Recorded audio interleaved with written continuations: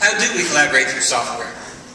You know, we've got things like Google Wave, Facebook, you know, heck, even World of Warcraft is collaborative software. These are all means of collaboration. But I want you to think about a different one. What about that everyday line of business application? That CRM application? That's both the means and the subject of collaboration.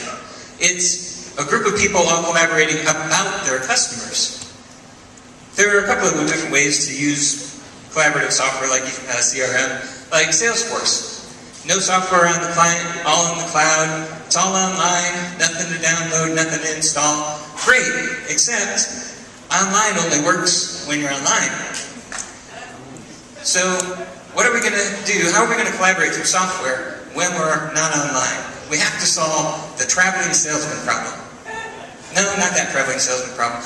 I'm talking about the salesman on the airplane traveling to the customer. He's got his laptop, he's got a subset of his data, he's got to make business decisions with that data. How is he going to collaborate through software? How is he going to get to his data if he can't get to his database? Well, fortunately, we've been thinking about this problem. Eric Brewer, he proposed the CAP theorem in 2000. That's consistency, availability, partitioning. Consistency means that two people looking at the same system will see the same thing. Availability means that you can get to your data.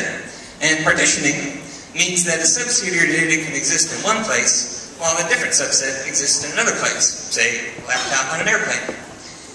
The CAP theorem, CAP, says that you can only have two. So, if we can only have two, which two do we need? Let's think about that traveling salesman. He needs to get access to his data, so availability is non-negotiable.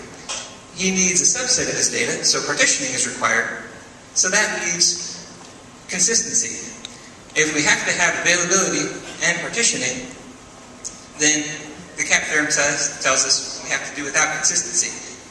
But wait a minute. How can I collaborate with you if we have two different views of the world? How can we be collaborating if we look at the system and see two different things? Well, fortunately, it's not required that we see the same thing at the same time. It's enough that we become eventually consistent. Werner Vogels uses this idea of eventual consistency to scale Amazon to over 300 million page views per day. And he knows that if you post a review, I don't have to see it right away. One of the ways to achieve available consistency is called event sourcing. This is pioneered by Greg Young and Udi DeHaan. Now, event sourcing means that every time I make a decision, I can post an event which goes into my stream and eventually gets up to a centralized database. Now, these events are applied in order so that when we merge the streams, eventually we will both see the same view of the system. But if you look closely, you'll see that we are fully ordering those events. We're keeping them strictly ordered, A before B, before C, before Z. But yet, there's an inherent relationship. Some events have to occur before others. Call those the predecessors.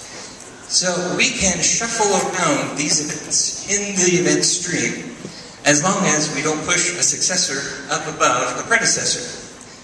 This is good. So this means that we can work with a subset of the events, and we can have just partial order, not a full, strict, rigid, full order. So we don't have to play all these events against a database in the sky somewhere and wait for that to happen before we can see what happened with our system.